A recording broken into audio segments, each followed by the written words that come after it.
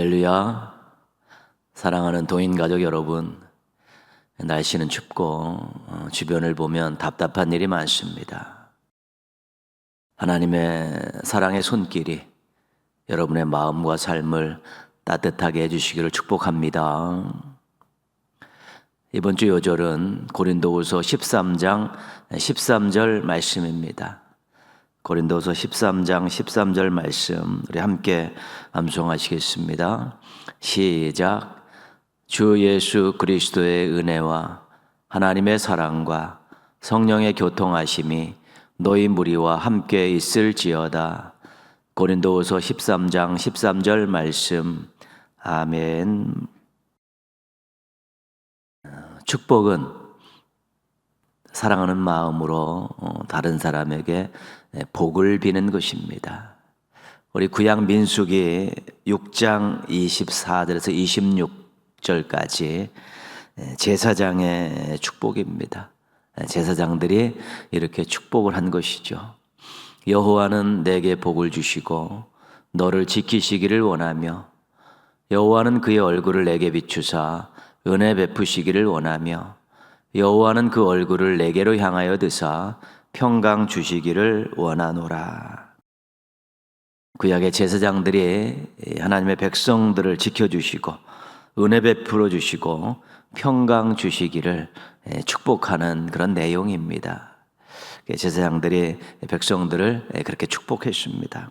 오늘 말씀은 사도 바울이 고린도후서를 마치면서 고린도 교회 교인들 성도들을 축복하는 그런 내용입니다. 이 축복에 보면 우리 삼위일체 하나님이 등장합니다. 성자 예수님의 은혜, 성부 하나님의 사랑, 성령 하나님의 교통하심이 함께 있기를 축복하는 것입니다. 이 축복을 요즘에는 우리 목사들이 예배를 마치고 이 형태에 준해서 이렇게 축복을 하죠. 우리가 축도하죠. 축복 기도라 그래서 축도를 합니다. 우리 사랑하는 성도들이 예수님의 은혜 안에 살고 하나님의 사랑을 듬뿍 받고 성령님의 도우심을 받고 살기를 원하는 마음으로 축복하고 또 기도하는 것입니다. 지도자로서 백성이나 성도들을 위해 축복하는 일은 필요하고 아름다운 일입니다. 그러나 구약의 제사장이나 오늘의 목회자들만 할 수 있는 것이 축복이 아닙니다. 모든 성도들이 축복할 수 있습니다. 사랑하는 마음으로 하면 됩니다. 상대방을 위한 축복의 내용을 정하고 우리 짧게 표현하면 다 축복입니다. 축복하는 사람이 복을 주는 것이 아니라 하나님이 주시기 때문에 복을 얼마든지 빌 수 있는 것입니다.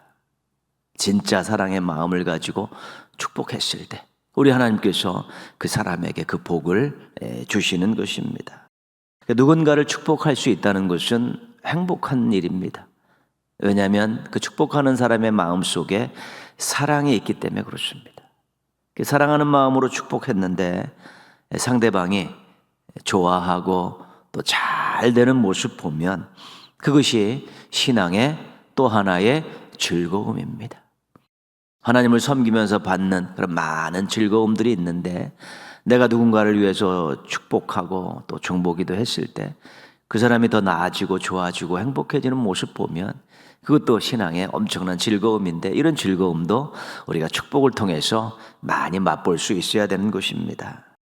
사랑 듬뿍 담은 그런 축복을 우리 주변에 있는 사람들에게 많이 하는 우리 행복한 성도들 되시기를 주님의 이름으로 부탁드리겠습니다. 찬송가 298장 함께 찬송하시겠습니다. 찬송하신 후에 양정혜 권사님께서 기도 인도해 주시겠습니다.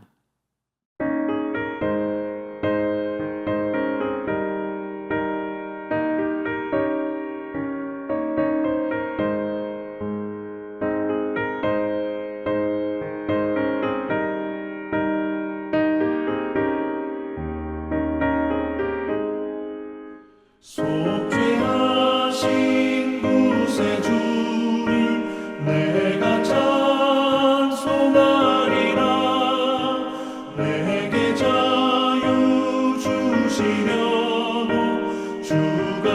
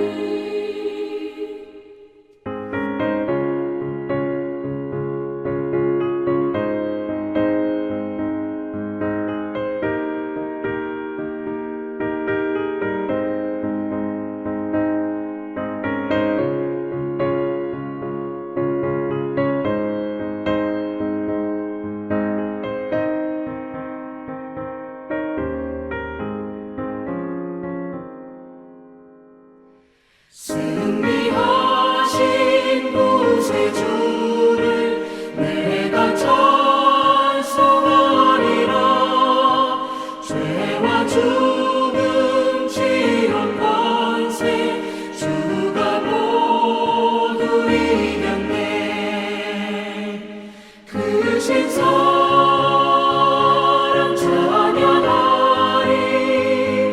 나의 죄 사하려고 십자가에 죽임 당한 나의 주 찬양하리. 고마우신 구세주를 내가 찬송하리라. 죽음에서 생명으로 나를 인도하셨네. 그 신사랑 찬양하리. 나의 죄 사하려고 십자가에 죽임 당한 나의 주를 찬양하리.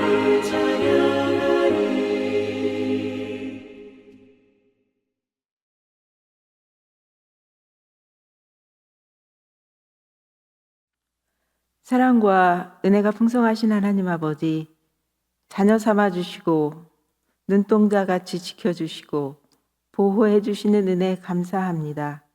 생명의 빛을 비춰주시고 일평생 목자가 되어주시기 원합니다.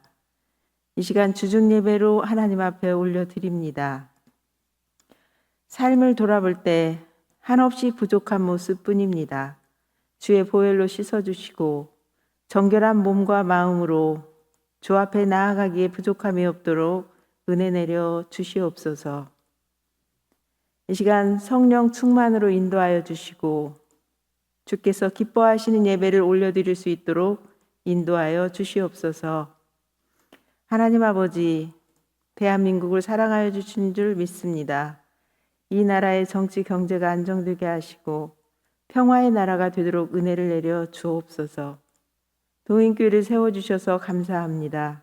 늘 함께 하시어 예수 그리스도의 복음이 전파되며 구원을 입으며 은혜의 삶을 누리도록 인도하여 주시옵소서. 몸이 아픈 성도들 하나님 긍휼히 여겨 주시옵시고 주의 능력의 손으로 안수하여 주시고 말씀하여 주시고 보혈의 능력으로 질병에서 벗어나게 하여 주시고 치유되고 회복되도록 역사하여 주시옵소서. 이 시간 말씀 들고 서신 목사님 영육간에 강건하게 하여 주시고 성령님 역사하여 주셔서 듣는 저희들 하나님 뜻을 알게 하시고 주님과의 깊은 만남의 시간이 되도록 인도하여 주시옵소서. 감사하고 예수님 이름으로 기도드리옵나이다. 아멘.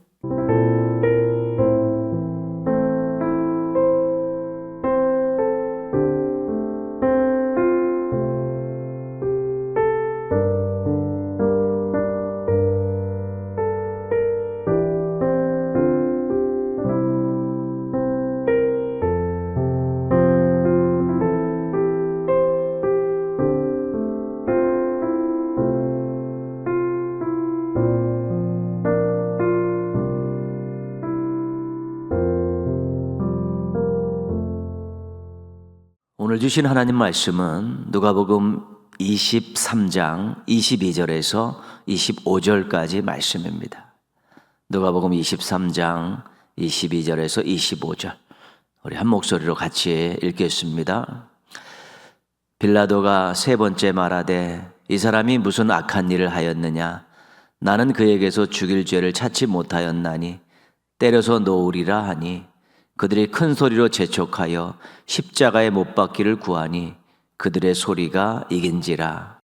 이에 빌라도가 그들이 구하는 대로 하기를 언도하고 그들이 요구하는 자 곧 밀란과 살인으로 말미암아 옥에 갇힌 자를 놓아주고 예수는 넘겨주어 그들의 뜻대로 하게 하니라. 아멘. 이 시간 2024년 6월 9일 올려드렸던 호산나 찬양대의 찬양으로 함께 영광 돌리시겠습니다.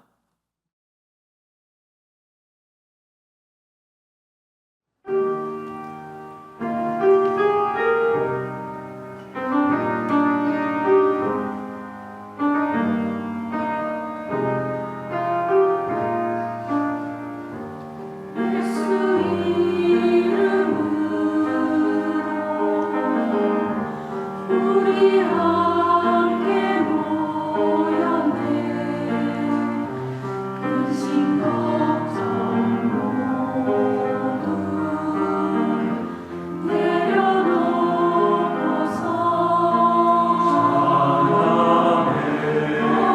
거룩한 주님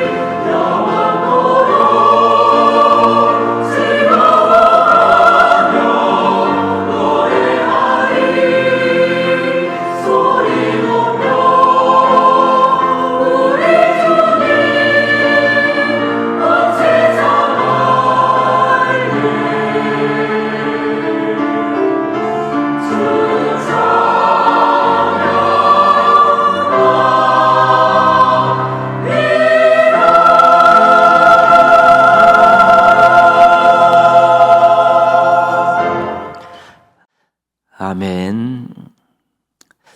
웨스트민스터 소요리 문답 1에서 38문답까지 이 믿음 부분을 우리가 공부하고 지금 사도신경을 공부하고 있습니다. 사도신경은 5개의 주제를 나는 믿습니다라는 그런 형식으로 구성이 되어 있습니다. 나는 하나님을 믿습니다. 나는 예수님을 믿습니다. 나는 성령님을 믿습니다. 나는 교회와 관련된 무엇을 믿습니다. 나는 성도와 관련된 무엇을 믿습니다. 이런 5가지 주제를 나는 믿습니다라는 그런 형식을 가지고 구성이 되어 있습니다. 하나님에 대한 고백입니다. 나는 전능하신 아버지 하나님, 천지의 창조주를 믿습니다. 나는 하나님이 창조주이심을 믿습니다. 나는 하나님이 아버지이심을 믿습니다. 나는 하나님이 전능하신 분임을 믿습니다. 이런 고백입니다. 예수님에 대한 고백입니다. 나는 그의 유일하신 아들 우리 주 예수 그리스도를 믿습니다. 나는 예수님이 하나님의 아들이심을 믿습니다. 나는 예수님이 주님이심을 믿습니다. 나는 예수님이 그리스도이심을 믿습니다. 우리가 하나님, 예수님에 대한 고백을 공부를 했습니다. 그런데 예수님에 대한 고백 이후 성령님에 대한 고백이 나오기 전에 예수님의 생애와 사역에 대한 그 내용이 중간에 첨부가 되어 있습니다. 길게 첨부되어 있죠. 성령 잉태와 동정녀 탄생, 고난과 죽음, 부활, 승천과 하나님 우편에 앉으심, 재림, 예수님의 생애와 사역과 관련된 일들을 성자 하나님이신 예수님에 대한 고백 이후에다가 이렇게 많이 넣어 놓았습니다.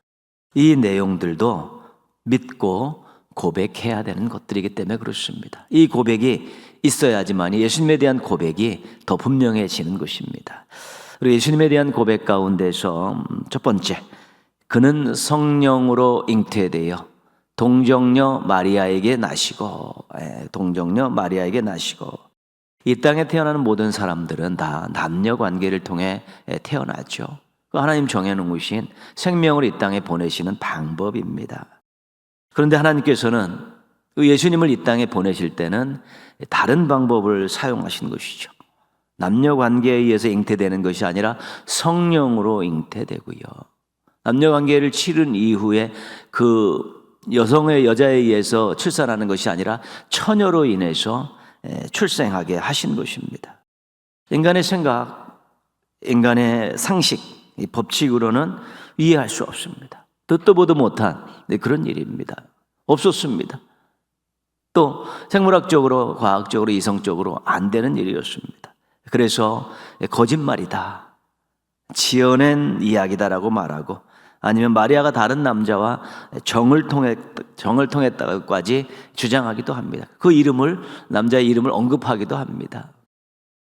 그렇기 때문에 우리가 이 부분은 성경을 잘 살피고 믿음으로 잘 받아들여야 될 그런 내용입니다. 첫 번째는 하나님 말씀인 누가복음에 그 내용이 잘 기록이 되어 있습니다. 하나님 말씀 속에 들어가 있습니다. 성령으로 잉태하고 동정녀로 탄생하는, 처녀로 탄생시키는 그 성경에 그대로 기록이 되어 있습니다. 하나님 말씀에 기록이 되어 있습니다. 당사자 마리아가 겸손하게 순종하고 자신을 사용하신 하나님을 찬양하고 있습니다. 마리아는 당사자입니다. 본인이 뱃속에 잉태된 아이가 어떻게 잉태된 것을 본인은 알고 있는 사람입니다. 근데 그 마리아가 놀랬지만 순종하고 또 자신을 하나님의 아들 잉태하고 이 땅에 태어나게 하는, 그리스도로 태어나게 하는, 어미가 되게 한 것을, 자신을 사용한 것에 대해서 하나님을 찬양하고 있습니다. 요셉도 처음은 마리아가 간음을 저질렀다고 파혼하려고 했습니다. 그런데 주의 사자의 이야기를 듣고, 그 마리아의 이야기를 듣고, 아, 이것이 그게 아니구나, 하나님이 역사하신 거구나. 요셉이 그 모든 것들을 받아들이고 마리아와 동침하지 않고 예수가 태어났을 때 아들로 잘 키운 것입니다. 네 번째는 우리 고대 신학자의 말처럼 지난주에 살폈듯이 창조를 믿으면 충분히 믿을 수 있는 것입니다. 말씀으로 온 우주 만물을 만드시고 생명을 만드신, 사람을 만드신 그 하나님께서 또 중간에 예수님 이 땅에 인간의 몸을 입고 보내시는데 좀 다른 방법으로 보내실 수 있지 않은가, 그런 자격이 있고 그런 능력이 있으신 분이기 때문에 그럴 수 있지 않은가, 믿음으로 또 받아들일 수 있는 여지가 충분한 것입니다. 우리가 또 한 가지 생각할 수 있는 다섯 번째는 하나님의 방법입니다.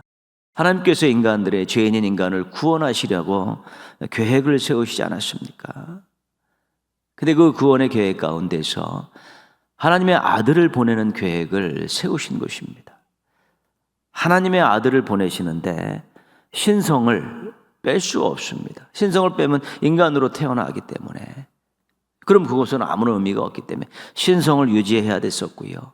인간을 대신해서 십자가 제물로 드려야 되는데 죄인인 인간과 같아야 되는, 똑같은 그리고 육신의 몸과 정신들을 가지고 있어야 되는 것입니다. 그래야 대속물이 될 수 있기 때문에 그렇습니다. 그런데 중요한 것은 제물이 흠이 없어야 되듯이 이 땅에 인간의 몸을 입고 오시는 하나님의 아들인 예수님이 죄가 없으셔야 됐습니다.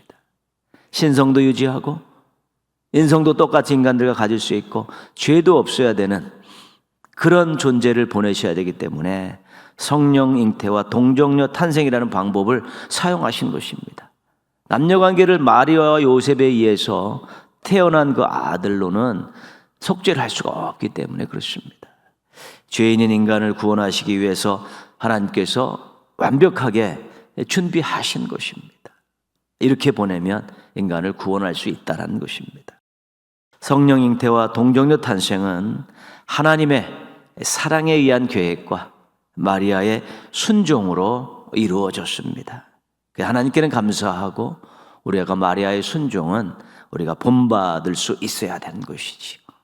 믿기지 않는 일이지만 자세히 말씀 속에서 내용을 확인하고 또한 창조도 한번 생각해보고 당사자인 마리아와 요셉도 한번 생각해보고 또 예수님이 제물로 이 땅에 들여서 인간 죄인들의 죄를 속죄하시는데 그러기 위한 조건을 갖추기 위한 그 어떤 조건이 필요한가 이런 거 따져보면 이것이 하나님의 계획에 의한 하나님의 방법이었구나.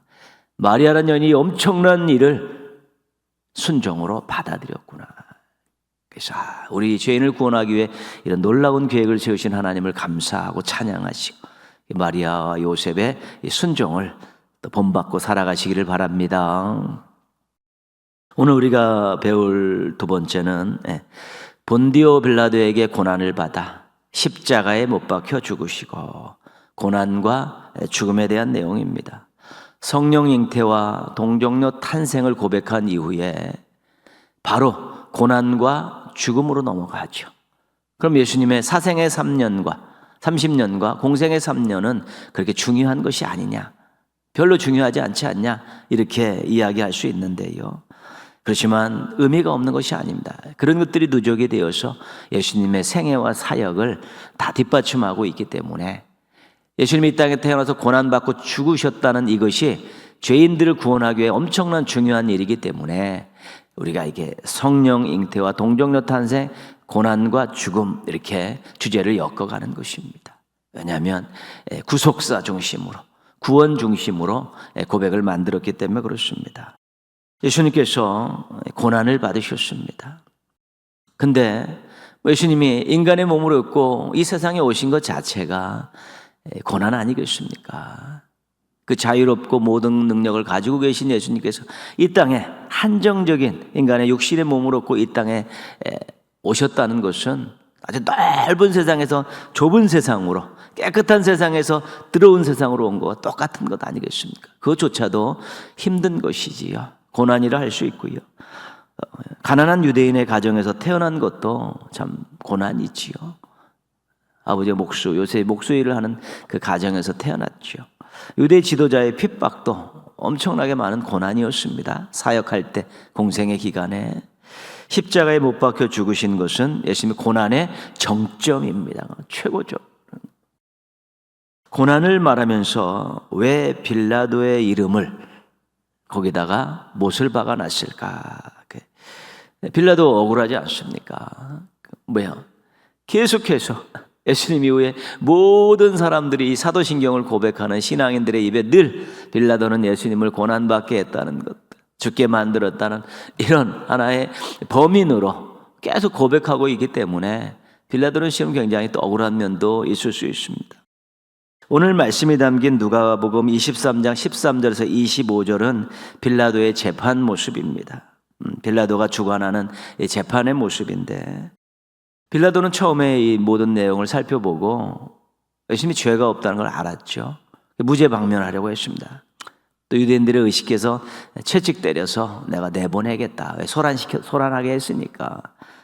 그런데 유대 지도자들의 사주를 받은 군중들이 예수를 죽이고 바라바를 놔달라고, 밀란을 일으켰던 바라바를 놔달라고 막 아우성을 쳤습니다.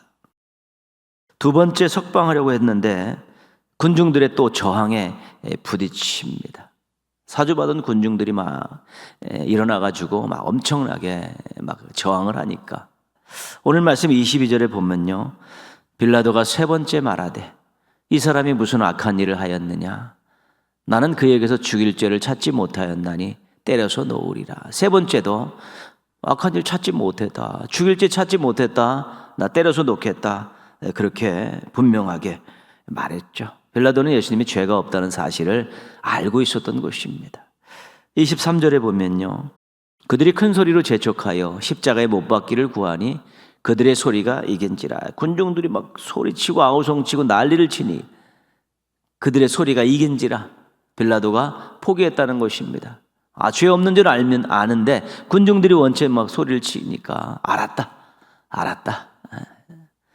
24절 보시면, 그래서 빌라도가 그들이 구하는 대로 하기를 언도했다는 것은 판정했다는 것 아니고 확정했다는 것, 죄를 확정했다는 것이죠.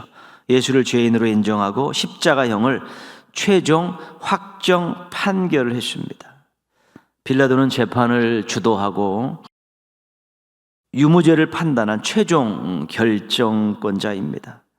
그런데 예수님이 무죄임을 알고도 자신의 자리를 지키고자 예수님을 유죄로 판결하고 십자가형을 내린 것은 빌라도가 그 자리에서 자기의 직무를 제대로 하지 않은 것입니다. 그래서 빌라도에게 이 고난과 관련된 이 모든 것들을 다 언급하게 한 것입니다.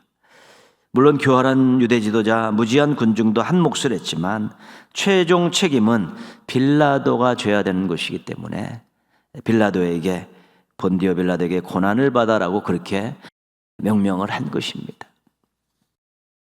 이렇게 명령한 이유는 또 한 가지가 있는데, 그 유력한 설명은 뭐냐면 역사성입니다. 역사성. 본디오 빌라도는 주 25년부터 36년까지 유대 땅을 통치했던 로마의 총독입니다. 그것이 역사적인 기록이 되어 있죠. 로마사를 보면 유대 땅에 파송되었던 총독들의 이름들이 나오고 그들의 통치 기간, 재위 기간이 기록이 되어 있는데, 본디오 빌라도 주후 25년에서 36년 기록이 되어 있죠. 사도신경 예수님의 고난에 대해 빌라도를 넣음으로 예수님이 실제 역사적인 인물이고 실제로 고난받고 죽으셨다는 것을 아주 분명하게 인식시키기 위해서 빌라도를 넣었다는 것입니다. 교회가 사도신경을 확정하면서 세상을 향해 변증의 의도를 가지고 그렇게 했다는 것입니다. 빌라도의 입장에서 억울한 측면도 있지만 재판장으로의 그의 비겁함은 비난받아 마땅하시죠. 빌라도가 재판의 최종 결정권자로서 무죄인 줄 알면서도 유죄를 선언했다는 그것 때문에 빌라도에게 고난의 모든 것들을 다 연결을 시켰고, 또 빌라도가 역사적인 인물이기 때문에 그를 언급함을 통해 예수님의 존재와 예수님의 십자가 고난과 죽으심이 역사적인 사실이었다는 것을 알려주기 위해서 그렇게 사도신경에 빌라도와 고난을 연계를 시킨 것입니다. 어떻게 보면 교회가 참 지혜롭게 잘한 것이지. 하나님의 아들 예수님이 왜 죽으셔야 했을까? 그렇죠? 하나님께서는 왜 아들을 보내서 죽으셨을까? 구약의 제사에 속죄제가 있습니다. 염소나 소를 잡아 죽여 제물을 드림으로 인간들의 죄를 사하는 제사입니다. 이때 드려지는 제물을 대속제물 이렇게 이야기하죠. 대속제물, 또 화목제물이라고 이야기하기도 합니다. 대속제물, 화목제물, 그렇죠. 마가복음 10장 45절입니다. 인자가 온 곳은 섬김을 받으려 함이 아니라 도리어 섬기려 하고 자기 목숨을 많은 사람의 대속물로 주려 함이니라. 거기서 예수님이 섬기러 오셨습니다. 예수님의 섬김의 마지막은 자신의 목숨을 죄인들을 대신해서 대속제물, 화목제물로 드리는 것입니다. 예수님은 알고 오셨고 알고 사셨고 알면서 예루살렘으로 가신 것입니다. 대속물로 드려왔다. 화목제물로 드려왔다. 대속제물로 드려왔다. 그런 같은 맥락입니다. 요한일서 2장 2절입니다. 그는 우리 죄를 위한 화목제물이니 우리만 위할 뿐 아니요 온 세상의 죄를 위하심이라. 예수님은 우리 죄를 위한 화목제물이다. 아까 대속제물이다. 우리가 대속물이다. 같은 뜻입니다. 온 세상의 죄를 해결하기 위해 하나님과 인간들을 화목하기 위해서 드려진 제물이라는 고백입니다. 예수님은 우리의 죄를 속하시려고 대신 대속제물 되었는데 그 대속제물은 하나님과 인간을 화목시키는 화목제물과 같은 의미로 죽으신 것입니다. 이 방법이 하나님은 우리를 구원하시는 방법이었습니다. 구원하시는 방법입니다. 아들을 화목제물로 또 대속제물로 드림으로 죄인들을 구원하고 하나님과의 관계를 회복시키는 방법, 그것이 하나님의 방법이었습니다. 로마서 5장 8절입니다. 우리가 아직 죄인 되었을 때에 그리스도께서 우리를 위하여 죽으심으로 하나님께서 우리에 대한 자기의 사랑을 확증하셨느니라.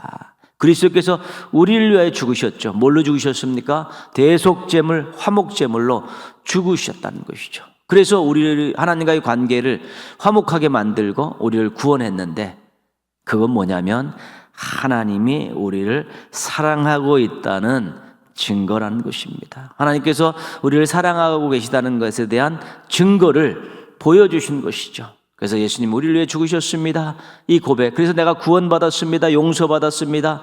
하나님과 화목하게 되었습니다. 이 고백 더 깊이 들어가면 하나님의 사랑은 진짜입니다.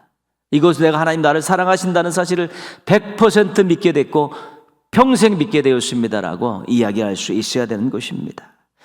하나님의 아들의 생명과 맞바꿀 정도로 우리를 그렇게 귀하게 여기시고 우리를 그렇게 사랑하신 증거가 예수님이 화목제물로 대속제물로 십자가에서 죽으셔서 우리를 구원하신 것입니다. 하나님의 아들 예수님이 왜 십자가에서 죽으셨을까? 사람이 죽는 방법은 다양합니다. 근데 예수님께서는 십자가에서 죽으셨습니다. 십자가형은 당시 로마인들이 이방인들 중에서 반역한 악한 일을 한 사람의 처형 도구입니다. 로마 사람들은 십자가에 처형 안 했습니다. 이방인들만 처형했고, 반역죄인들, 엄청난 끔찍한 일을 저지른 자들은 그렇게 십자가 처형을 했죠. 최고의 수치와 고통을 느끼다가 죽이는 방법이 십자가형인데 예수님 그렇게 죽으셨습니다. 한편으로 보면 인간들의 죄의 대가가 그렇게 크다는 것입니다. 인간들의 죄를 위해 십자가에 죽으셨는데 비참하게 죽으셨어요. 수치를 느끼고 극단의 고통을 느끼고 죽으셨는데 죄에 대한 대가가 그런 것인데 예수님이 그것을 담당하신 것입니다. 유대인들이 예수님을 직접 죽일 수 있었습니다. 겉으로는 우리가 사람을 죽일 권한이 없다고 이야기하지만 신성모독은 돌로 쳐 죽일 수 있는 것입니다. 예수님 부활 승천하신 이후 한 40일 정도 지나서 초대교회 때 그들이 스데반을 돌로 쳐 죽이지 않습니까? 그렇지 않습니까? 야고보를 칼로 죽이지 않습니까? 얼마든지 죽일 수 있었습니다. 은밀히 암살할 수도 있는 자들입니다. 그런데 정치범으로 로마 총독에 고소를 한 것이죠. 자신들이 석형으로 때려 죽인 것이 아니라 로마에다가 고소를 합니다. 유대인의 왕이라고 주장했다고 하면서 반란의 괴수로 몰아붙인 것이고 군중들을 선동해서 십자가에 못 박게 하라고 그렇게 강한 압력을 행사한 것입니다. 신명기 21장 23절에 보면 나무에 달린 자는 하나님께 저주를 받았음이니라. 율법에 나와 있는 내용이죠. 나무에 달려 죽은 자는 하나님께 저주를 받은 것입니다. 하나님께 저주를 받았다는 것을 확정하기 위해서는 나무에 달아 죽이면 저 인간은 하나님께 저주받은 인간이라고 누구나 이야기할 수 있는 것이죠. 나무에 달려 죽은 사람이 하나님께 저주받은 사람이라는 것을 유대인들은 다 알고 있습니다. 예수님을 십자가에 못 박아 처형당하게 함으로 저주받은 사람이라고 인식시키기 위해서 유대 지도자들이 십자가형으로 몰고 간 것입니다. 예수님을 추종했던 사람들, 예수님께 호감을 가진 사람들이 저주받은 사람이었구나, 그래서 그를 지도자로서의 모든 것들을 내려놓게 하고 따르지 못하게 하기 위해서, 머릿속에서 가슴속에서 지우게 하기 위해서 이런 엄청난 일을 꾸며서 십자가에 달려 죽게 한 것입니다. 그런데 가장 처참하게 죽으신 십자가, 저주받은 사람들이 달려 죽는 십자가, 그것이 예수님을 따르는 사람들, 추종하던 사람들에게 예수님을 못 따르게 하려고 하는 유대인들의 방법이었는데, 실은 성경에서 이 모든 사실을 보고 예수 그리스도가 어떤 분임을 고백한 우리 모두에게는 저 십자가, 비참한 고통이 있고 아픔이 있고 처절함이 있는 저주받은 인생이라고 비난받는 저 십자가에 내가 달려야 했었구나, 우리가 달려야 했었구나라는 생각을 하게 되면 정말로 가슴이 어린 것입니다. 저 최고의 수치와 고통을 느끼는 저 자리, 저주받은 인생이라고 조롱받는 저 자리가 내가 있어야 될 자리인데 예수님이 대신 달려 죽으셨구나, 저 십자가에 달려 들으신 예수님을 믿어서 내가 구원받았구나, 이런 것들을 생각해 보면 하나님께서 예수님의 비참한 고통으로 죄의 대가를 치르게 하심으로 우리의 죄, 나의 죄를 해결하셨고, 예수님 십자가에 대신 저주받은 인생이라고 손가락질 당하셨기 때문에 우리의 저주받은 인생이 노임을 받게 된 것입니다. 하나님께서 당시 정치 상황과 유대인들의 음흉한 수작을 이용하셔서 십자가를 구원의 수단으로 바꿔버리신 것입니다. 그들은 저주받은 인생이라고 인식시키기 위해 십자가에 달려 죽였는데, 이 밀란을 꾸민, 반란을 꾸민 괴수라는 의미로 십자가에 처형해 죽였는데 하나님께서는 구원의 수단으로 하나님의 구원의 방법으로 바꿔놓으셔서 그 십자가에 달려 돌아가신 예수님을 믿는 모든 사람들이 구원을 받게 하신 것입니다. 본디오 빌라도에게 고난을 받아 십자가에 못 박혀 죽으시고, 우리가 이 고백을 할 때 문구를 생각해야 되는데 어떤 거냐면 우리를 위하여, 또 하나는 나를 위하여, 이렇게 생각해야, 꼭 잊어버리시면 안 됩니다. 십자가의 그 고난, 죽음, 이것은 위하여입니다. 누구요? 우리를 위하여, 나를 위하여 고난당하시고 죽으셨다는 것. 이 고백이 우리가 사도신경을 고백할 때 예수님의 본디오 빌라도에게 고난을 받아 십자가에 못 박혀 죽으시고를 고백할 때 나오는 감격입니다. 나를 위하여, 우리를 위하여 죽으셨고 고난받으셨구나, 이 감격이 있을 때 이 고백이 얼마나 중요한 고백이고 얼마나 감사한 고백인지 모릅니다. 성령 잉태와 동정녀 탄생도 우리를 구원하신 하나님의 기가 막힌 최고의 방법이었는데, 세심한 방법이었는데, 본디오 빌라도에게 고난을 받아 십자가에 못 박혀 죽으시고 이거는 나를 위하여, 우리를 위하여 죽으셨다라는 이런 감격적인 고백을 할 수 있어야 되는 것입니다. 고난과 죽으심에 대한 고백을 하면서 우리를 위한, 나를 위해 고난받으시고 나를 위해 죽으셨다는 이 진짜 고백을 하시면서 감격하고 감사함을 잃어버리지 말아야 되는 것입니다. 신앙 고백에는 우리의 마음이 들어가고 우리의 고백이 들어가 있는 거 아니에요. 우리 마음을 다해서 고백하다 보면 하나님의 진한 사랑을 느끼고 거기서 우리가 감격하게 되기 때문에 신앙 고백이 우리의 신앙에 엄청나게 많은 유익을 주고 힘을 주는 것을 느낄 수 있어야 되는 것입니다. 본디오 빌라도에게 고난을 받아 십자가에 못 박혀 죽으시고 고백할 때마다 우리를 위하여, 나를 위하여, 죄로 인해 죽을 수밖에 없는 우리를 위하여, 죄로 인해 죽을 수밖에 없는 나를 위하여라는 이런 분명한 고백을 함께 담으셔서 감격적으로 고백하시고 감사하며 사는 우리 멋진 신앙인들 되시기를 주님의 이름으로 축원합니다. 기도하겠습니다. 예수님의 고난과 죽음을 고백할 때마다 우리 감격하게 해달라고요. 감격으로 고백하게 해달라고 기도하시고, 이 나라와 국민을 사랑하는 지도자로 교체되게 하시고 이 나라가 새로운 역사가 시작되게 해달라고요. 생명을 존중하고 사회적 약자가 보호되고 화해와 통합이 이루어지는 아름다운 사회가 되어질 수 있게 해달라고, 한국교회가 그런 역할들을 잘 감당하게 해달라고 우리 한번 같이 기도하겠습니다.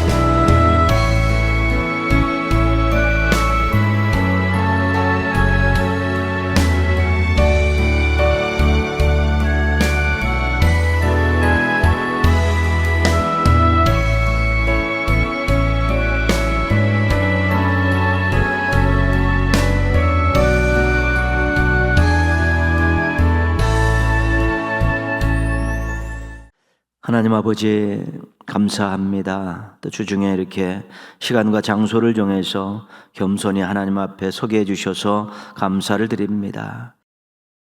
예수님의 고난과 죽으심을 한번 살펴보았는데 하나님 아버지 이것을 신앙 고백할 때마다 우리를 위하여 나를 위하여라는 이런 귀한 문구가 생각나게 하시고 또 이 문구를 생각하며 고백하게 하여 주셔서 정말 감격이 있게 하여 주옵시고 감사가 있게 하여 주셔서 이 신앙 고백 이것이 우리의 신앙에 큰 힘이 되고 또 앞으로 나아가는 원동력이 되어지고 성장시키는 자양분이 될 수 있도록 도와주시옵소서. 그냥 입으로만 하는 고백되지 않게 하시고 머리로만 생각하는 고백되지 않게 하시고 마음을 다한 고백이 되게 하여 주옵시고 정말 감격과 감사를 가지고 더 주님 앞에 새로운 모습으로 서는 저희 모든 성도들이 되게 하여 주시옵소서. 하나님 아버지 나라가 굉장히 어렵습니다. 이제 하나님 아버지 무능하고 나라 국민을 함부로 대하는 지도자들이 이제 퇴출되게 하시고 사리사욕을 채우려고 욕망 때문에 또 정의와 사랑을 외면하는 지도자들 다 퇴출시켜 주시고 이제 새로운 지도자로 교체되면서 나라와 국민을 사랑하는 지도자가 많이 되고 세워지게 하시고 하나님을 두려워할 줄 아는 지도자들이 많이 세워지게 하셔서 이 나라의 역사가 새롭게 쓰여지게 하시고 이 나라의 국민들이 새로운 삶의 아름다운 삶을 경험하게 하시고 행복한 삶을 살아갈 수 있도록 은혜 베풀어 주시옵소서. 생명이 존중받고 사회적인 약자들이 보호받고 화해와 통합이 이루어지는 아름다운 사회로 바뀌어가게 하여 주시옵소서. 국민들이 하나님 아버지 서로 우애하고 서로 사랑하고 서로 돕고 섬기는 아름다운 분위기가 있게 하시고 정이 넘쳐나는 이 사회가 되게 하여 주시옵소서. 한국교회가 이런 일들을 위해 나라와 민족을 위해 기도하며 이 사회를 위해 기도하면서 아름다운 나라 아름다운 사회를 만드는 중요한 역할들을 감당하게 하시고 하나님의 뜻이 이 땅에 이루어지는 데 큰 역할들을 감당할 수 있도록 도와주시옵소서. 하나님 아버지 오늘도 예배자리에 머리 숙인 귀한 종들을 기억하셔서 하나님의 은혜와 사랑과 말씀으로 채워주셔서 충만하게 살게 하여 주옵시고 삶 가운데 말씀대로 살아갈 수 있는 능력과 믿음을 허락하여 주셔서 순종의 복을 누리게 하여 주시옵시고 하나님의 위대하심을 선포하며 살아갈 수 있는 당당한 신앙인들 되게 하여 주시옵소서. 간절히 기도하고 있는 제목들 들어 응답하여 주셔서 인생 가운데 감사 제목이 쌓여가게 하시고 가정 가운데 복이 넘쳐나게 하여 주옵시고 또 생업의 현장에서도 하나님이 함께 하신 증거가 나타나게 도와주셔서 하나님을 뜨겁게 사랑하며 살게 하여 주옵시고 또 하나님의 영광을 드러내며 살아갈 수 있는 아름다운 종들 되게 하여 주시옵소서. 하나님 아버지 남은 한 주간도 우리 동인의 모든 가족들 진실하게 성실하게 잘 살게 하여 주옵시고 유혹을 잘 이겨내게 하여 주옵시고 해야 될 일들을 적극적으로 해가면서 열심히 살다가 주일날 함께 모여서 뜨거운 가슴으로 한 마음이 되어서 하나님께 큰 영광 올려드리는 예배자들로 만나게 하여 주시옵소서. 성도들을 통해 또한 가정들을 통해 교회를 통해 이 나라를 통해 큰 영광 받아 주시옵소서. 예수님의 이름으로 기도합니다. 아멘. 하늘에 계신 우리 아버지, 아버지의 이름을 거룩하게 하시며 아버지의 나라가 오게 하시며 아버지의 뜻이 하늘에서와 같이 땅에서도 이루어지게 하소서. 오늘 우리에게 일용할 양식을 주시고 우리가 우리에게 잘못한 사람을 용서하여 준 것 같이 우리 죄를 용서하여 주시고 우리를 시험에 빠지지 않게 하시고 악에서 구하소서. 나라와 권능과 영광이 영원히 아버지의 것입니다. 아멘.